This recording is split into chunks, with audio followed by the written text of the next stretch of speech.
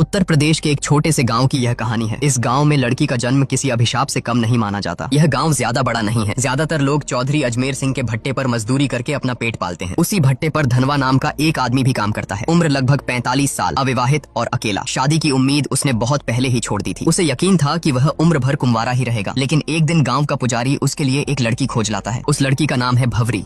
उम्र करीब 21-22 साल। गांव में लोग कहते हैं कि वह बड़ी मनहूस है। वजह भी अजीब है। अब तक उसकी 3 बार शादी तय हुई, लेकिन हर बार दूल्हा मौत के मुंह में चला गया। एक की मौत तो मंडप में ही हो गई, दूसरा रिश्ता कभी मुकाम तक पहुंचा ही नहीं, और तीसरा तो सबसे दर्दनाक, शादी के दिन ही दूल्हा घोड़े से गिरकर मर गया। भवरी की शादी में आए 5 खास लोग कहानी की असल परत खोलते हैं। पहला है चौधरी अजमेर सिंह, गाँव का सबसे बड़ा जमींदार और रोजगार दाता। दूसरा है उसका मैनेजर सौरभ, जो पहले मजदूर था लेकिन अब चौधरी का खास गुंडा बन चुका है। मजदूरों से हफ्ता वसूली करना और उन पर दबंगई दिखाना उसका काम है। तीसरा है गाँव का पंडित, धर्म के नाम पर ढोंग करना, पैसों के लिए तंत्र मंत्र रचाना और औरतों की इज्जत लूटना, यही उसका असली चरित्र है। चौथा है गांव का दुकानदार, जो उधार तो देता है लेकिन बदले में औरतों के जिस्म पर बुरी नजर डालता है। और पांचवा, सबसे खतरनाक, गांव का डॉक्टर, जिसे लोग भगवान का रूप मानते हैं लेकिन असल में वह इंसानियत का सबसे बड़ा गुनहगार है। भवरी की शादी में चौधरी के 2 छोटे भाई दया और गोपाल भी मौजूद हैं। दोनों ही अपने बड़े भाई पर गुस्सा निकाल रहे हैं कि उसने धनवा की शादी इतनी जवान और खूबसूरत लड़की से कैसे होने दी। ये दोनों गाँव के छठे हुए बदमाश हैं। गाँव में शायद ही कोई ऐसी लड़की बची हो जिस पर उनकी गंदी नजर न पड़ी हो। शादी वाले दिन जब पूरा गांव दावत में मस्त था, उसी रात चौधरी के दोनों भाई ने वह किया जिसकी किसी ने कल्पना भी नहीं की थी। वह गांव की एक मानसिक रूप से विक्षिप्त लड़की बसंती को बहला फुसलाकर जंगल में ले गए और दरिंदगी की सारी हदें पार कर दी। उसके बाद इस डर से कि कहीं वह किसी को सच न बता दे, उसे बेरहमी से मार डाला और लाश नदी में फेंक दी। उन्हें लगा कि यह मामला भी वैसे ही दब जाएगा जैसे पहले दबते आए हैं, लेकिन इस बार बात केवल कुकर्म तक सीमित नहीं थी, ये हत्या भी थी। गाँव के लोग सन्न थे और पुलिस इंस्पेक्टर की चौधरी से पुरानी दुश्मनी भी सब जानते थे। अगले ही दिन जब चौधरी अपने भाइयों को पश्चाताप कराने मंदिर ले गया, तभी इंस्पेक्टर ने वहां धावा बोल दिया। पूरे गांव के सामने उसने चौधरी के भाइयों को पकड़ लिया और जब चौधरी बीच बचाव करने आया तो इंस्पेक्टर ने गुस्से में उसके गाल पर ऐसा थप्पड़ जड़ा कि पूरा मंदिर गूंज उठा। इंस्पेक्टर ने गरजते हुए कहा, औकात है तो करा लेना अपने भाइयों की जमानत, लेकिन इस बार कानून की पकड़ से कोई नहीं बचेगा। भले ही उसके पास सीधे सबूत न थे, मगर उसे यकीन था कि डीएनए टेस्ट सच को उजागर कर देगा। थाने पहुंचने पर दोनों भाइयों की ऐसी खातिरदारी की गई कि आखिरकार उन्होंने सब कुछ कबूल कर लिया। चौधरी ने शहर के वकील से सलाह ली, लेकिन वकील ने साफ कह दिया कि मामला बहुत पेचीदा है, जमानत मुश्किल ही नहीं नामुमकिन है। हाँ, सेटिंग की जाए तो रास्ता निकाला जा सकता है, लेकिन इसके लिए मोटी रकम चाहिए। चौधरी के पास उस वक्त पैसे नहीं थे। तभी गांव का पंडित उसकी मदद के लिए आया और बोला, चिंता मत करो चौधरी, मजदूरों की मजदूरी से पैसे काट लो। 300 मजदूर हैं, हर किसी की आधी मजदूरी रोक लो, देखते देखते रकम पूरी हो जाएगी। और हुआ भी वही, मजदूरों की आधी मजदूरी काट ली गई। मजबूरी में मजदूर काम छोड़कर भी नहीं जा सकते थे, क्योंकि आसपास दूसरा कोई भट्टा ही नहीं था। जो विरोध करता उसे धमकियां मिलती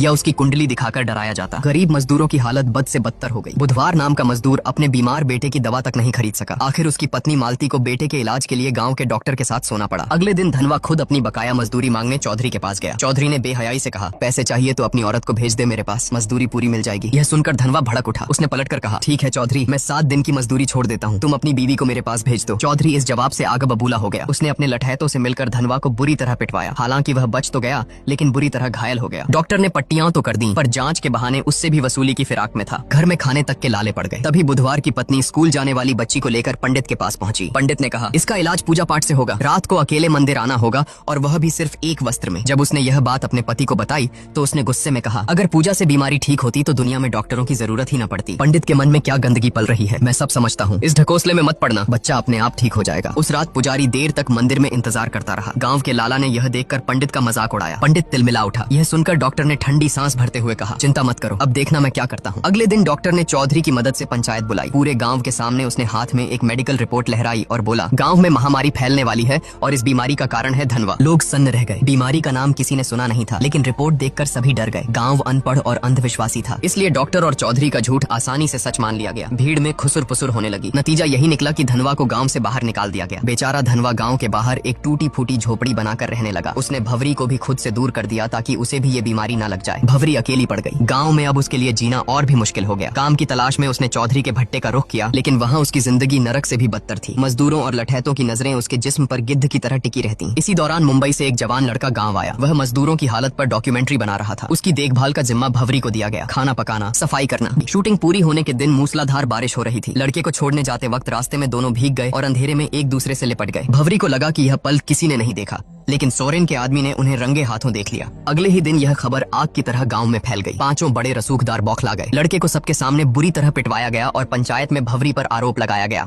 तमाशा देखने वालों में धनवा भी शामिल था। वह भवरी पर टूट पड़ा और बोला, तूने मुझे धोखा दिया है, अब हमारा कोई रिश्ता नहीं। अब भवरी पूरी तरह अकेली हो गई, न पति का सहारा न गाँव का। दिन रात अपमान झेलने के बाद उसने वही रास्ता चुना जो गाँव उसके सामने धकेल रहा था। उसने चौधरी और उसके चमचों को संदेश भेजा, अब मैं वही करूंगी जो तुम चाहते हो, लेकिन मेरी कीमत बाकी औरतों से 7 गुना होगी। पहले तो सबने इसे अनसुना किया, मगर रात गहराते ही 5 रसूखदार बारी बारी से उसके घर पहुंच गए। बोली लगनी शुरू हुई। आखिरकार सबसे मोटी रकम लेकर एक ने भवरी का यह धंधा शुरू किया और यहीं से गांव की हवस की भूखी भीड़ टूट पड़ी। भवरी अब गांव की लानत नहीं, गांव की सबसे महंगी औरत बन चुकी थी। डॉक्टर से लेकर पुजारी तक, चौधरी से लेकर मजदूरों तक, हर कोई उसके जिस्म का सौदा करने लगा। जो औरत अपने अधिकार के लिए लड़ सकती थी वही अब पूरे गांव की हवस का खिलौना बन गई। अब गांव में यह सब आम सी बात हो गई थी। भवरी की इज्जत बिक चुकी थी और कोई रोकने टोकने वाला नहीं था। उधर चौधरी अपने भाइयों की जमानत के लिए वकील के पीछे भाग दौड़ कर रहा था, लेकिन किस्मत को कुछ और ही मंजूर था। पैसे देने के बावजूद तभी जज का तबादला हो गया और चौधरी का पैसा डूब गया। वकील ने नया उपाय सुझाया, बसंती की दादी से समझौता करा लो, केस वापस ले लेगी। चौधरी भारी मन से दादी के पास पहुंचा, मगर वहां उसे ऐसा सच सुनने को मिला जिसने उसकी रूह तक हिला दी। दादी ने कहा, बसंती तेरी ही बेटी थी। चौधरी का दिल धक से रह गया। असल में सालों पहले उसका एक अवैध रिश्ता था और उसी से बसंती पैदा हुई थी। वह भले ही दिमागी तौर पर कमजोर थी, लेकिन खून तो चौधरी का ही था। यह सच्चाई जानकर चौधरी भीतर से टूट गया। गहरी खामोशी और तनाव ने उसकी आत्मा को ही घेर लिया। वह किसी से बात नहीं करता, हर वक्त गुमसुम बैठा रहता और आखिरकार मानसिक दबाव से उसकी मौत हो गई। किसी को समझ ही नहीं आया कि चौधरी जैसे ताकतवर आदमी का अंत ऐसे कैसे हो गया। लेकिन चौधरी की मौत के बाद भी गांव की गंदगी बंद नहीं हुई। इसी बीच डॉक्टर की बेटी भी बीमार पड़ गई। गुपचुप इलाज कराने पर पता चला कि उसे एड्स हो गया है। गुस्से में डॉक्टर उसे मारता पीटता रहा और पूछता रहा कि किससे मुंह काला किया। लड़की ने बताया कि उसका अफेयर डॉक्टर के असिस्टेंट मनु से था। जब मनु की पिटाई हुई तो उसने कबूल किया कि वह भवरी के पास भी जाता था। यह नाम सुनते ही डॉक्टर का चेहरा जर्द पड़ गया। उसे याद आया कि वह भी भवरी के पास कई बार जा चुका है, यानी कि भवरी अब मौत की वजह बन चुकी थी। धीरे धीरे पूरे गांव में मौतों का सिलसिला शुरू हो गया। औरतें हों या मर्द, सबकी हालत बिगड़ने लगी। जब मीडिया तक यह खबर पहुंची कि गांव में महामारी फैल रही है, तब 100 से ज्यादा शवों की जांच की गई। रिपोर्ट सामने आई तो एड्स का पता चला। गांव में हाहाकार मच गया। अब लोग किसे दोष दें? सबकी उंगलियां धनवा की तरफ उठी, क्योंकि वही था जिसे सालों पहले एड्स की बीमारी हुई थी। गुस्साए गांव वाले उसे पीट पीट कर थाने ले गए, लेकिन जब उसका खून टेस्ट हुआ तो सच्चाई सबके सामने आई। धनवा को कभी बीमारी थी ही नहीं। असल में डॉक्टर ने पंचायत में झूठी रिपोर्ट दिखाई थी। असली बीमारी भवरी तक पहुंची थी उस मुंबई वाले लड़के से जो डॉक्यूमेंट्री शूट करने आया था। वहीं से यह जहर पूरे गांव में फैल गया। अब गांव वालों का गुस्सा फट पड़ा। सच्चाई जानकर उन्होंने डॉक्टर, लाला, पंडित और सोरेन को घेर लिया। पुलिस ने भी आंखें मूंद लीं और उस दिन पूरा गांव भेड़ियों की तरह उन पर टूट पड़ा। उन्हें इतना मारा गया कि वहीं तड़प तड़प कर उनकी मौत हो गई। उधर धनवा को जब यह पता चला कि भवरी भी उसी बीमारी की चपेट में है तो वह उसे आखिरी बार देखने गया, लेकिन तब तक भवरी की मौत हो चुकी थी। धनवा ने भारी दिल से उसकी चिता सजाई और पूरे सम्मान के साथ अंतिम विदाई दी।